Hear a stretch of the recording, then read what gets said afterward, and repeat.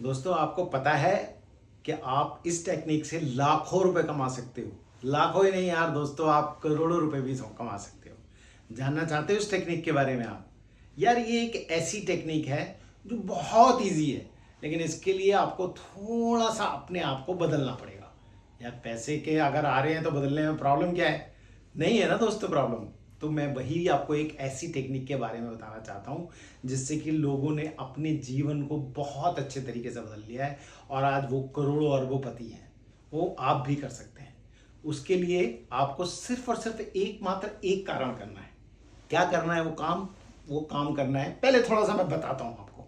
आपको पता है, अगर मक्खी सुनार के किसी तराजू में बैठी हुई है और वहाँ पे सोना रखा है, तो उसका जो पल्ला नीचे जाएगा तो सुनार को फायदा होगा, और अगर दूसरी तरफ बैठ जाती है तो कस्टमर को फायदा होगा। यानी कि मक्खी एक ऐसी जगह पे आ गई है जहां की उसकी कॉस्ट, उसका प्राइस ऑटोमेटिकली बढ़ गया। उसकी उसकी जरा से इधर से उधर बैठने पे सुनार या कस्टमर को फायदा होने लगा। मुझे लगता है आप मेरी बात को समझने की कोशिश कर रहे होंगे। चलिए एक और दूसरी बात बताता हूँ। ग्राहम बेल को सब जानते होंगे, या वॉटसन को, आप थॉमस वॉटसन को आप जानते होंगे। नहीं जानते तो मैं बताता हूँ। ये लोगों ने मिलकर टेलीफोन का आविष्कार किया था। थी ना कमाल की बात? अभी समझ गए या नहीं? या तीसरी एक और चीज बताऊं? चलिए मैं एक तीसरी चीज और बताता हूं आपको। चंद्रगुप्त मौर्य का नाम कौन नहीं जानता? या फिर चाणक्य का नाम कौन नहीं जानता?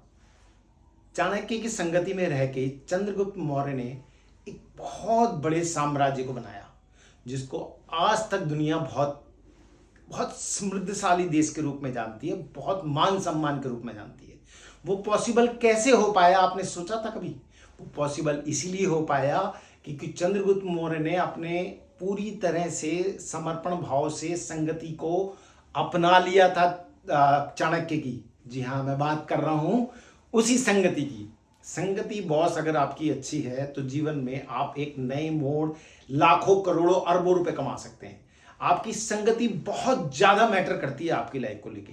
एक छोटा सा उदाहरण देता हूं। आप हनी सिंह को तो जरूर जानते होंगे यार, मैं तो उसको बहुत पसंद करता हूँ। हनी सिंह बहुत बढ़िया गाते हैं, और अगर आप उनके गानों को सुनते हैं तो मुझे लगता है मंत्रमुग्ध हो जाते हैं। चाहे वो शाहरुख खान हो, चाहे AR रहमान, या कोई भी एक बड़ा नाम, सब ने हनी सिंह को प्रेस किया और सब ने उसको समझाने की, उसको समझने की कोशिश करके एक बहुत बड़ा म्यूजिक कंपोजर बना दिया था एक टाइम पे अपने आप को। हनी सिंह ने बहुत जबरदस्त रैपर थे, इतना अच्छा गाते थे कि लोग मंत्र मुग्ध होके सिर्फ और सिर्फ मात्र उनको ही सुनना चाहते थे। पैर रखने की जगह नहीं होती थी बॉस उनके कंसर्ट्स में। उनका कंसर्ट इतना जबरदस्त, इतना सक्सेसफुल हुआ करता था कि जब बहुत ज्यादा सक्सेसफुल, पूरे वर्ल्ड में उनका नाम रहा है। बच्चे से लेके 70 साल 80 साल तक का बुढ़ा आदमी भी उनको सुनना पसंद करता था। लेकिन उनकी संगति ने उनको खत्म कर दिया।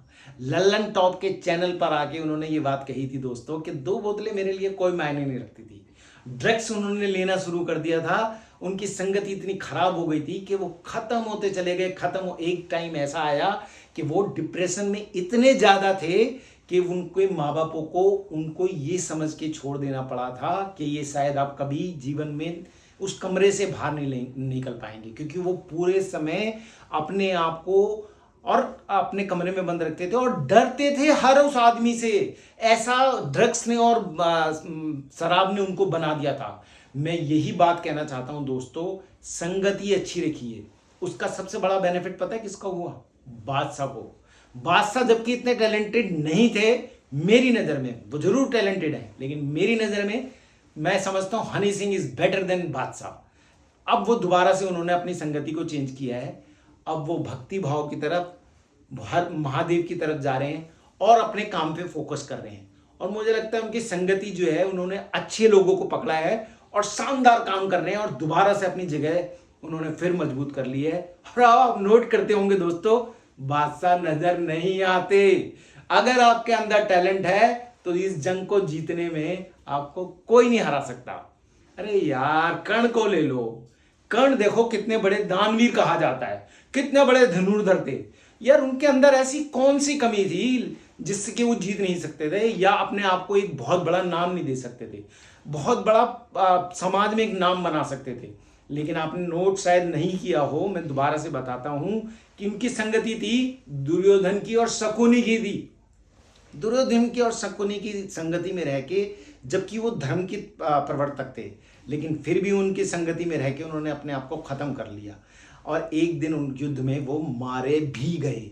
जबकि पांडव पांडव जो सभी थे वो रहते थे श्री हरि कृष्ण की भक्ति में, श्री हरि कृष्ण की संगति में, तो जीत तो उनकी निश्चित ही थी। एक तरफ थे इस जगत के पालनहार और दूसरी तरफ थे षड्यंत्रकारी शकुनी और दुर्योधन। तो हार गए ना दोस्तों। पांडवों ने जिस क्षेत्र, जिस जगह, जिस काम में हाथ रखा या अपने आप को समर्पण किया प्रभु जी के प्रति, मैं उनके समर्पण की बात नहीं कर रहा हूं इस समय पे, मैं उनकी संगति की बात कर रहा हूं। संगति जैसे ही आती चली गई, वो बढ़ते चले गए, बढ़ते चले गए, और एक इतने बड़े राज्य का उन्होंने निर्माण किया। एक ऐसी भूमि खांडवप्रस्थ जो बिल्कुल बिल्कुल बेकार भूमि थी, लेकिन उसको उन्होंने, और बहुत बड़े राजा बने, ऐसे राजा बने जिससे कि दुनिया में सभी लोग परास्त होके सबने अपने आप को अधीन कर लिया था उनके। तो मैं यही कहना चाहता हूं, अगर आप जीतना चाहते हैं, अगर आप समझना चाहते हैं लाइफ को, तो अपने आप को जरूर अच्छी संगति दीजिए। इससे आप लाखों नहीं, आप करोड़ों भी कमा सकते हैं। एक शराबी शराब की दुकान को जरूर ढूंढ लेता है दोस्तों। ये बात आपको जज करनी है कि आपको शराबी की संगति में रहना है या आईएएस या सीए या एक सेल्स, अच्छे सेल्स पिच को तैयार करने वाले आदमी के साथ, या एक अच्छे बिजनेसमैन के साथ, या एक अच्छे डॉक्टर या एक अच्छे सीए के साथ की संगति में रहना है।